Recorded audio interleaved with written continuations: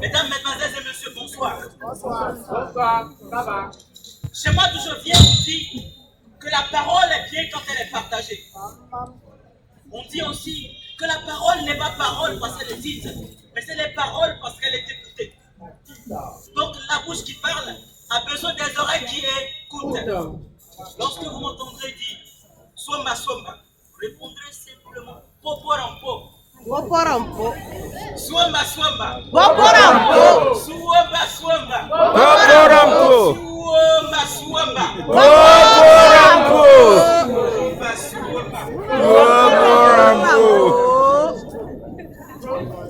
On va prendre une petite chanson. Vous répondez seulement Samba. Samba. Samba. On peut aller? Banya Itaya. Samba. Banya Itaya. Samba. Odonariye. Samba. Odonire Bamba. Samba. Ole Yariye. Samba. Ole Yaruo. Samba. Yarukuya Wabe. Samba. Mana Wana. Samba. Odonire Bamba. Samba. Odonire Bamba. Samba. Ole Yariye. Samba. Ole Yaruo. Samba. Yarukuya Wabe. Au temps du temps, lorsque le temps était encore temps, et que l'homme ne perdait pas son temps à vouloir gagner du temps sur le temps pour dire « je n'ai pas le temps », c'était il y a longtemps.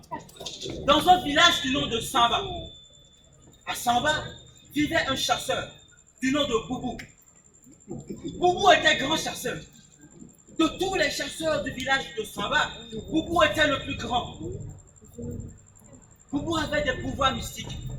Il n'avait pas besoin d'entrer dans la forêt et de courir derrière un animal avant de le tuer. Il suffisait juste qu'il entre dans la forêt, qu'il s'y mette à siffloter pour que tous les animaux sortent de leur cachette. Ainsi, il choisissait ceux qu'il voulait, les tuer et rentrer chez lui. Swamba Swamba. Swamba Swamba. Poporipopo. Swamba Swamba. Quand il manquait de viande dans le village, c'est Boubou qu'on allait voir. Et rapidement, il entrait dans la forêt et ramenait de la viande qu'il partageait pour tout le monde. Un jour, Boubou décide d'aller à la chasse. Ce jour-là, on raconte qu'il rentrait de sa chasse avec 13 éléphants, 12 lièvres et 3 serpents bois. On raconte même que ce jour-là, qu'il avait tué un couple d'hérissons qui revenait de leur nuit de noces. Boubou était méchant. Il tuait beaucoup d'animaux qu'il n'aurait pas tués. Alors, au détour d'un sentier, Boubou aperçoit un petit lézard qui était couché, prenant son bain de soleil. Boubou essaie d'effrayer le petit lézard, mais le petit lézard reste tranquille, imperturbable. Un pied sur l'autre, prenant son bain de soleil. Boubou approche, effraie encore le petit lézard, mais le petit lézard reste tranquille, il ne bouge pas. Il se dit, mais tu ne sais pas qui je suis Boubou. Le petit lézard reste tranquille. Il effraie le petit lézard, il reste tranquille. Alors il décide de lui donner une bonne leçon. Il sort sa lance et décide de perforer le cœur du petit lézard. Au moment de perforer le cœur du petit lézard, le lézard lui dit stop. Hein? Un lézard qui parle. Et le lézard lui dit mais s'il te plaît Boubou, s'il te plaît, ne me tue pas, s'il te plaît, parce que je ne suis pas un lézard ordinaire.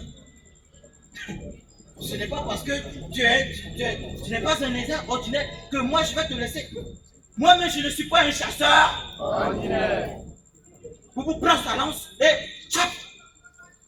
Il perfore le cœur du petit lézard et l'ajoute à son tas de gibier et continue son chemin. Il marche. Et arrivé chez lui, il déballe son tas de gibier.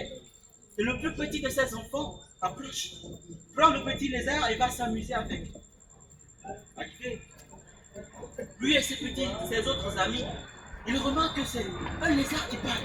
Pris de peur, ils vont rapidement informer leur mère. Et aussitôt, tout le village était réuni chez Boubou. Les gens qui demandaient pardon. S'il te plaît, Boubou, laisse le petit lézard s'en aller. On ne fait pas de problème, laisse-le s'en aller. Boubou promet à tout le monde de laisser le lézard s'en aller. Tout le monde rentre chez lui.